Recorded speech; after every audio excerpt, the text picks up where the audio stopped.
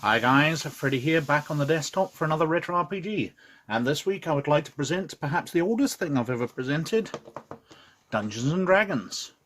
Now, just to place this one in history, this is the 1981 version of Dungeons and Dragons.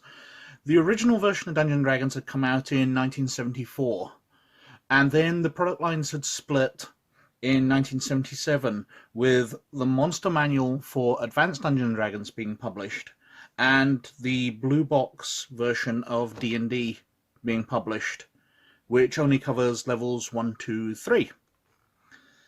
And the Monster Manual was followed up in 1978 by the Player's Handbook, and then in 1979 by the Dungeon Master's Guide. And in 1981 this came out, which is what's called the Magenta Box, which covers levels 1 to 3. And it was accompanied by the light blue box, which covers levels 4 to 14. So this isn't the first version of Dungeons and Dragons, although it's still very, very early. Anyway, let's go to the back of the box. We're going to do a lot of back covers here because the box is quite full. Dungeons and Dragons Fantasy Adventure Game Basic Set. Game Basic Set? Clumsy phrasing. Fantasy Adventure Game Basic Set. Ah, that makes more sense. Punctuation is everything. Fire and smoke surround you as you swing your sword and land a mighty blow upon the dragon's head. The great creature crashes to the ground with a thud. Treasure lies only a short distance past the dragon's body. Your eyes gleam, riches beyond your wildest dreams await you. You race forward to claim your prize, heart-pounding anticipation. From nowhere, a huge man dressed in black armor steps out in front of you, blocking your way. The treasure is no more than an arm's reach behind him. None shall pass, he warns. What do you want to do now? Asks the Dungeon Master. This is what it's like to participate in a Dungeons and Dragons game. Dungeons and Dragons Fantasy Adventure game is probably unlike any other game you have played before. Ha ha ha. In D&D Adventures, players take the roles of elves, dwarves, halflings, or humans.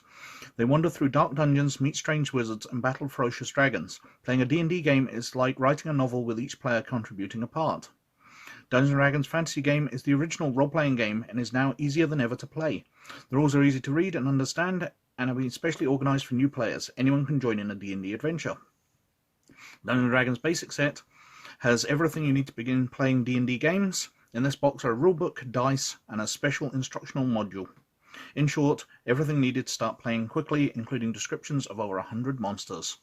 So enter the gateway to adventure. Step into the world of Dungeons & Dragons Fantasy Role-Playing Game, a world of endless excitement and thrilling fun. TSR The Game Wizards. Copyright 1980.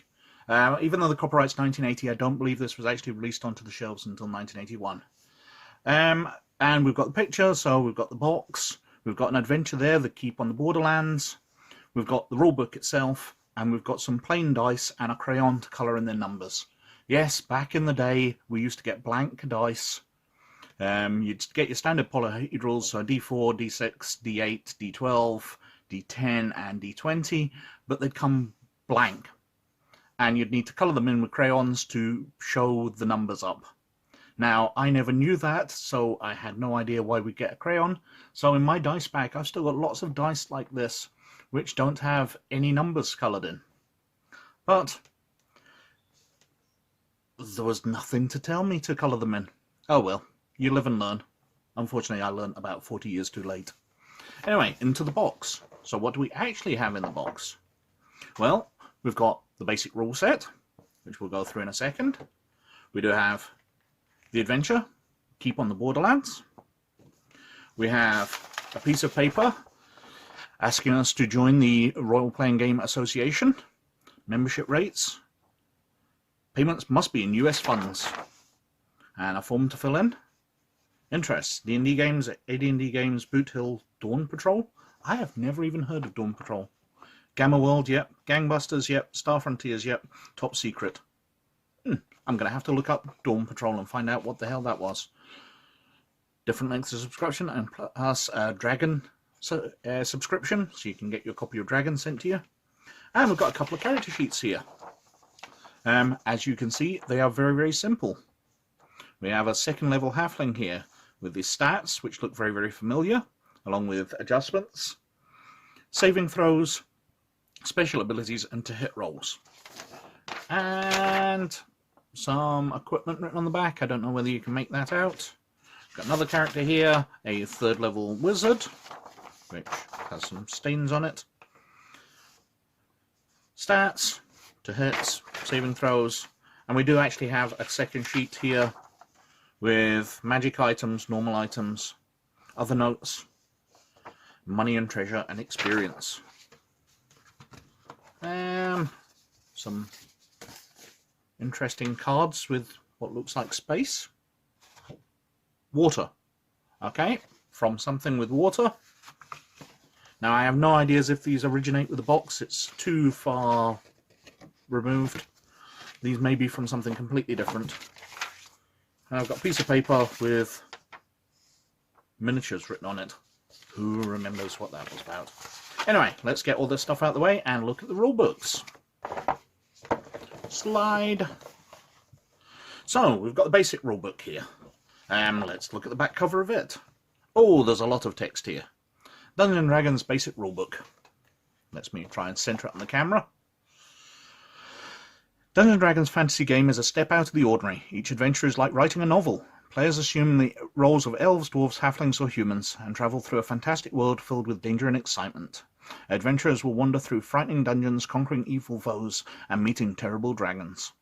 Dungeons & Dragons fantasy game is the original role-playing game, and this booklet makes it easier than ever to play. This rulebook contains all the rules needed to begin playing and running Dungeons & Dragons adventures. The rules have been re-edited and organized so that people who have never played the game before will be able to begin playing with a minimum amount of preparation. Dungeons & Dragons fantasy game can be played by anyone. The entire family will enjoy a Dungeons & Dragons adventure. And with more than 100 monsters included in this booklet, no two adventures will ever be alike. This item is only one of the many popular fantasy products in the Dungeons & Dragons family of games produced by TSR Hobbies. Other items include Dungeons & Dragons Expert Set. This booklet expands on D&D basic rules, allows characters to reach higher levels of power, and includes over 100 new monsters. Dungeon Module B1, In Search of the Unknown. This module is especially designed as an instructional aid for beginning dungeon masters and players, specifically created to enable new dungeon masters to initiate play with a minimum of preparation. Dungeon Module B2, The Keep on the Borderlands. Wait a second, we've got that. This instruction module provides a ready-made scenario for use with Dungeons & Dragons basic rules. Dungeon Module X1, The Island of Dread. This outdoor adventure is the first module designed for use with Dungeons & Dragons expert rules. Dragon Dice Randomizers. These high-quality plastic dice come in 2 sets. Randomizers? Really? Okay. Random number generators with 1 die each of 4, 6, 8, 10, 12, and 20 sides, and percentage generators, 2 dice for producing random numbers from 1 to 100. D&D player character record sheets. All the information players need to record about their characters can easily be stored on these sheets. Dungeon Geomorphs set 1 to 3. Thousands of new dungeon levels become instantly available to the DM by different arrangements of the Geomorphs in this game aid. Monster and Treasure Assortment set 1 to 3. Stocking dungeons has never been easier. DMs using this assortment can quickly prepare dungeon levels 1 through 9. Dungeons & Dragons and D&D are registered trademarks of TSR Hobbies Incorporated. Dragon Dice is a trademark owned by TSR Hobbies Incorporated. Dungeons & Dragons Fantasy Adventure Game. Copyright 1974, 1977, 1978, 1981. TSR Hobbies. And their address in Lake Geneva. And this is book 2014. And the box is 1011. Just in case you want to look them up. This is called the Magenta Box. I don't know if H has done it well, because I think it's the pink box now. But anyway, into the book itself. And, wasting no space, we've got printing on the inside of the cover. We don't have money to spend on having covers blank on the inside. We must print the table of contents on them. By Gary Gygax and Dave Arneson, edited by Tom Muldray, previous edition edited by J. Eric Holmes. So, we've got an introduction basically telling us about Dungeons & Dragons. We've got a foreword, which is a snippet of play, really. Introduction to the game, how to create a player character, Apparently this person was creating the Borg. Name Borg class fighter. A Borg fighter. We've got character abilities, so explaining what strength, intelligence, wisdom, dexterity, constitution, charisma is. And the score adjustments, which you don't actually get something for everything. Strength.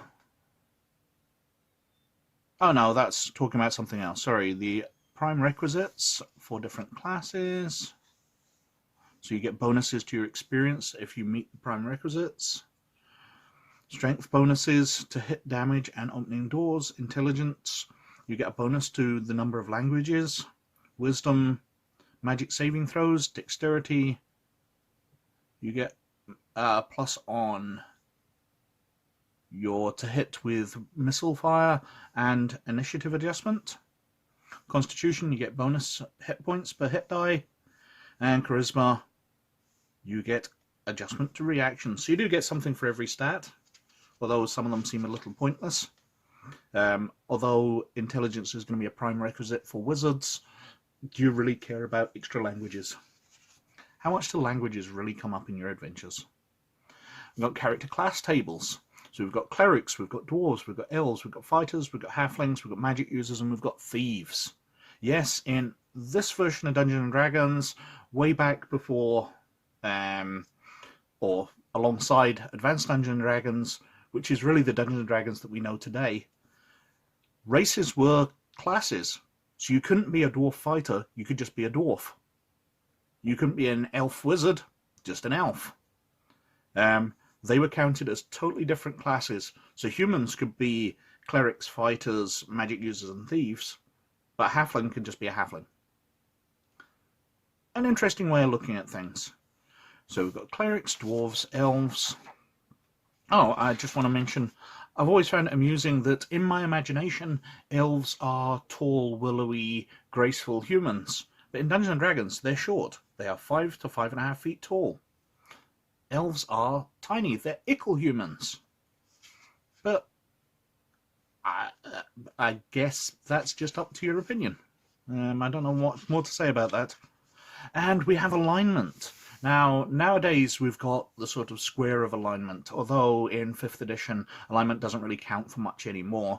You've got your lawful, neutral, chaos, and you've got your good, neutral, evil. And you can be lawful good, you can be chaotic evil.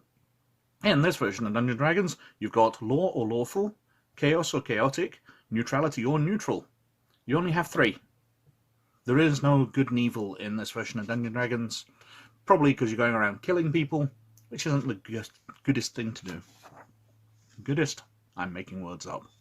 So we've got a list of weapons, we've got equipment, we've got the spells here, which look very familiar. So we've got Cure Light Wounds, Protection from Evil. Do we get the wizard spells here? We've got first level magic user and elf spells, because elves cast spells naturally. So we've got Charm Person, Hold Portal, Sleep, Levitate. Carrying on through. We've got the adventure, beginning the adventure, and talking through how much things weigh and all that. Doors, because a lot of time spent kicking in doors, to hand out experience points. Character attacks, monster attacks, how to do combat, and then we're on to monsters, and we've got the monster list, and the book's falling apart a bit here. Giant bats, acolytes, bandits, dragons, elves, ferrets, gnolls,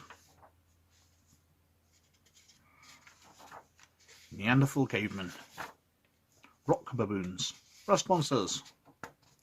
Yep, lots of these are still familiar, still very popular in the game to this day, which are pretty unique. Sturges, for example.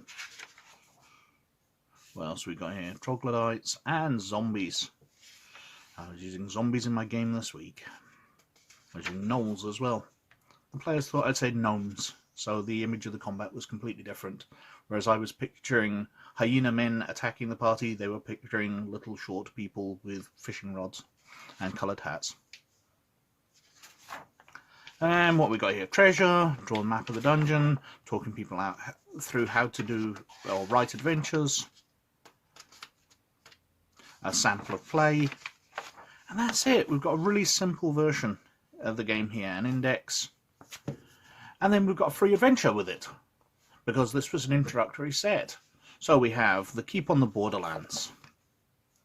This item is only one of the many popular playing aids for Dungeons & Dragons Fantasy Adventure game, produced by TSR Hobbies. Other playing aids currently available for use with D&D include Insert the Unknown, Keep on the Borderlands, Island of Dread, Monster and Treasure Assortment, Dungeon Geomorphs, Player Character Record Sheets. I won't bother reading all that. Other released and additional items relating to D&D adventure games are planned for the future. So let's open up.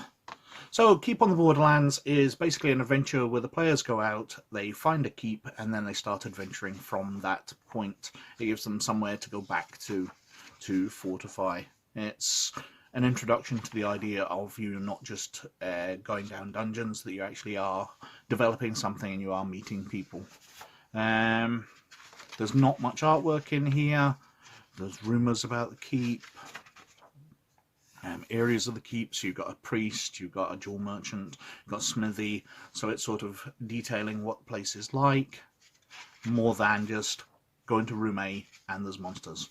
Then we've got adventures outside of the keep, so Mound of the Lizard Men, Spider's Lair, Raider Camp, Mad Hermit, and the Caves of Chaos.